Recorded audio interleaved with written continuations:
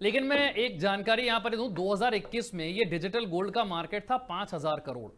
अब ये 13,800 करोड़ का हो गया। खरीद ही रखा है यहां पर सोना, तो क्या उन्हें अब डरने की जरूरत है? तुरंत निकाल लेना चाहिए या अभी रखे रहे? ऐसी कोई दिक्कत नहीं है के नाते कि आपको इसमें से निकल जाना चाहिए। क्यों? शुरुआत करना चाहूंगा डिजिटल गोल्ड के सवाल के साथ, क्योंकि सेबी ने कहा है कि भाई डिजिटल गोल्ड में अगर आप निवेश करते हैं तो फिर हम इसे रेगुलेट करते नहीं है, ना आरबीआई ना ही सेबी। तो ये जो डिजिटल गोल्ड में निवेश भारत में हो रहा है, इसे रेगुलेट करता कौन है?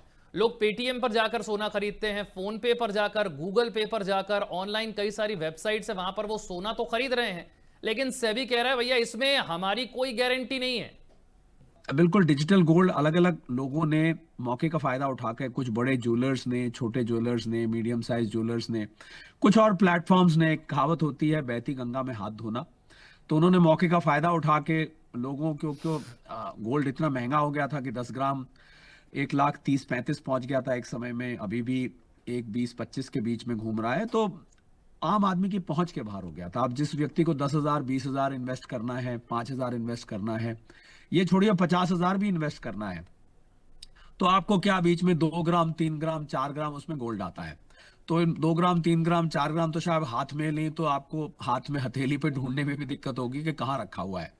तो ऐसे मौके का फायदा उठा के कुछ लोगों ने डिजिटल गोल्ड के प्लेटफॉर्म बनाए और उन्होंने ये कहा कि आप जो भी अमाउंट डालिए उसके बराबर हम गोल्ड आपका मान लेंगे कि आपने इस डेट को खरीदा, और फिर जब बढ़ेगा आप इसको बेच लीजिएगा। ठीक है, लोगों ने किया, कुछ लोगों ने पैसा कमाया भी, ऐसी बात नहीं है, कुछ लोगों ने पैसा गंवाया भी, क्योंकि कुछ प्लेटफॉर्म चंपत हो गए इसको करके, क्योंकि अनरेगुलेटेड थे। तो सेबी ने, और सेबी के पास इसकी कंप्लेंट्स गई, और सेबी के संज्ञान में जब ये आया तो सेबी ने साफ साफ ये बात कह दिया कि अभी आप, ये प्लेटफॉर्म्स रेगुलेटेड नहीं है, अगर आप इन प्लेटफॉर्म्स में निवेश कर रहे हैं तो अपने रिस्क पे कर रहे हैं, हमारी तरफ से कोई इस पे कार्रवाई नहीं की जाएगी। कल को आपका नुकसान हो जाता है, आपका पैसा गायब हो जाता है, आपका इन्वेस्टमेंट गायब हो जाता है, तो हम इसमें आपकी कोई भी सहायता नहीं कर पाएंगे।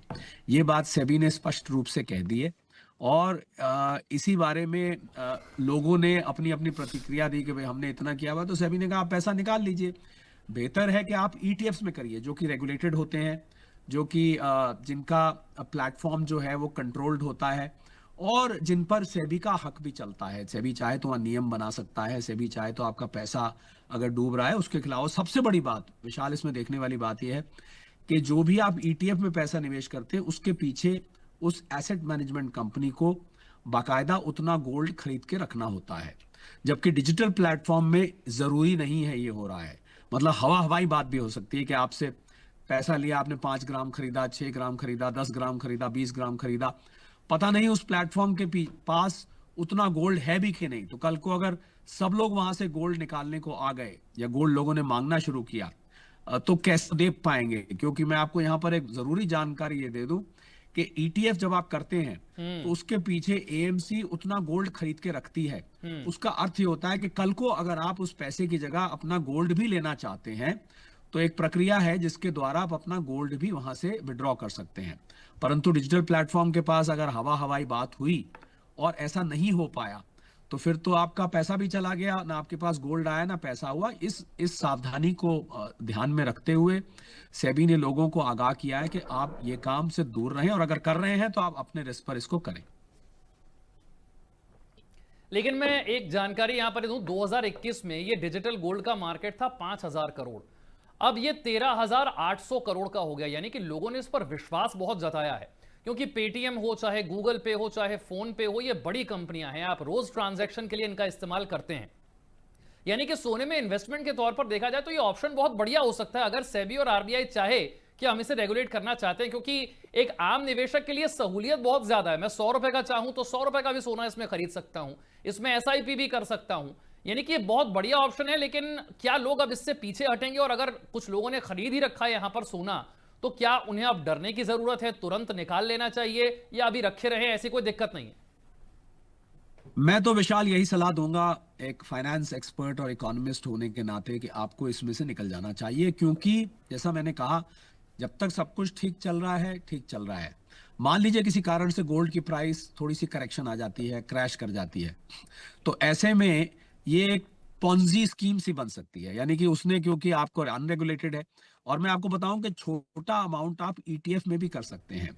SIP आप ETF में भी कर सकते हैं। तो जिन लोगों ने कर रखा है उन पे अब फर्क पड़ेगा। जो लोग हमारी और आपकी बातचीत सुन रहे हैं, या जितने दिन से सेबी ये वार्निंग दे रही है, तो उस वार्निंग को ध्यान में रखते हुए लोगों ने कुछ ने हो सकता है कि इसका संज्ञान लेते हुए पैसा निकाला भी हो। नहीं निकाला है तो हम तो यही विश करेंगे किसी का नुकसान ना हो, परंतु अगर हो जाता है तो बदकिस्मती से उनके पास कोई रिकोर्स नहीं रहेगा, उनके पास कोई रास्ता नहीं रहेगा। इसी वजह से सावधानी बरतने को कहा गया। और ये जो बढ़ता हुआ देखा आपने 5,000 से 13,000 करोड़, इसका कारण था गोल्ड में आई हुई लगातार तेजी, और लोग उसमें शामिल होना चाहते थे।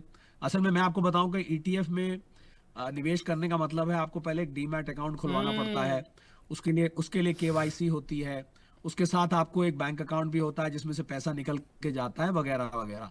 थोड़ा सा शुरू में वो पेनफुल या कॉम्प्लिकेटेड होता है, थोड़ा सा, ज्यादा नहीं होता है। जो लोग करते हैं उनके लिए तो बहुत आसान होता है। तो ये एक आसान तरीका होता है। भाई ज्वेलर ने कहा कि इतना कर दीजिए, आप यहाँ जमा कर दीजिए, डिजिटली इतना गोल्ड आपके नाम हो गया। वो एक आसान तरीका, उसमें कोई डीमैट अकाउंट नहीं खोलना, आपको एक पर्ची सी इशू कर दी जाती है, एक रिसीट इशू कर दी जाती है कि ये लीजिए आपका इतना गोल्ड है। तो लोगों ने, मुझे लगता है, आसानी को, कन्वीनियंस को देखते हुए ये किया। परंतु इस बात का ध्यान रखें कि जब तक ठीक चल रहा है चल रहा है, मैं इस पे कोई टिप्पणी नहीं करना चाहूंगा। पर अगर किसी कारण से करेक्शन आ गई तो ऐसे में उन लोगों के लिए दिक्कत खड़ी हो जाएगी, क्योंकि उनके पास गोल्ड उतना होगा या नहीं होगा, और पैसा लोगों का ज्यादा आया हुआ होगा, और पैसे की वैल्यू कम हो जाएगी, गोल्ड की वैल्यू घट जाएगी, पैसे की वैल्यू बढ़ जाएगी, वगैरह वगैरह, कुछ भी हो सकता है। तो इस वजह से सेबी ने सावधान किया है। तो मैं आज आपके शो के माध्यम से लोगों को कहना चाहूंगा कि अगर आप इसमें से निकलना चाहते हैं और आप इस बातचीत को सुन के, तो आप इसमें से निकल जाइए, आके आप ETF में आ जाइए। मैं ये नहीं कह रहा कि आप गोल्ड की इस रैली में, अच्छा, आपने इस क्योंकि अब गोल्ड ऑप्शन की, आप बता ही रहे हैं, तो मैं चाहूंगा कि आपका फेवरेट ऑप्शन क्या है गोल्ड खरीदने के लिए पर्सनली, और दूसरा, आप जो आम निवेशक है उन्हें क्या कहेंगे? फिजिकल गोल्ड खरीदना, गोल्ड ETF खरीदना, या फिर गोल्ड म्यूचुअल फंड खरीदना? और अगर आप सलाह देना चाहें कि तीनों में अगर कोई थोड़ा थोड़ा करना चाहता है तो फिर कैसे उसे बांट कर चले?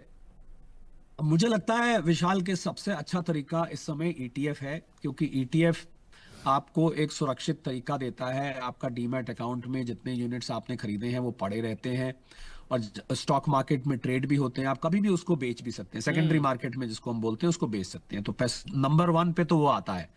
उसके बाद गोल्ड के म्यूचुअल फंड्स हैं। गोल्ड के म्यूचुअल फंड्स भी बहुत अच्छा तरीका है। उसमें थोड़ा सा एग्जिट लोड वगैरह होता है। कई बार गोल्ड के म्यूचुअल फंड में दूसरे प्रोडक्ट्स भी, दूसरी एसेट क्लासेस भी मिला दी जाती हैं, तो उसका लाभ उतना नहीं होता जितना खाली गोल्ड से होता है। और फिजिकल गोल्ड, देखिए फिजिकल गोल्ड सबसे अच्छा है, परंतु अगर आपके पास इसको रखने के सुरक्षित साधन हैं तो बैंक के लॉकर एक ऐसा साधन माना जाता है जो सबसे पॉपुलर है। जैसे ही गोल्ड घर में आता है, घर में बातचीत होने लगती है कि आप इसको जाके बैंक के लॉकर में रखाओ। पर मैं यहाँ FM न्यूज के सभी दर्शकों को बताना चाहूंगा कि आपका लॉकर में रखा हुआ पैसा उतना ही सुरक्षित है जितना आप लॉकर रेंट देते हैं उसको आप 1,000 गुने से मल्टीप्लाई कर दीजिए, 100 गुने से मल्टीप्लाई कर दीजिए, उतना आपका सुरक्षित है। यानी कि अगर आपने 1,000 रुपए रेंट दिया है तो 1,00,000 रुपए तक आपका वो इंश्योरेंस है।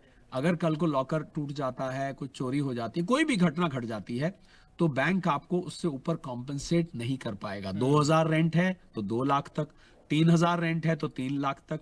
तो आप समझ सकते हैं कि लॉकर में ज्यादा गोल्ड रखना बहुत समझदारी नहीं है। अब सवाल यह है कि क्या अपने पास घर में रखना भी सुरक्षित नहीं है?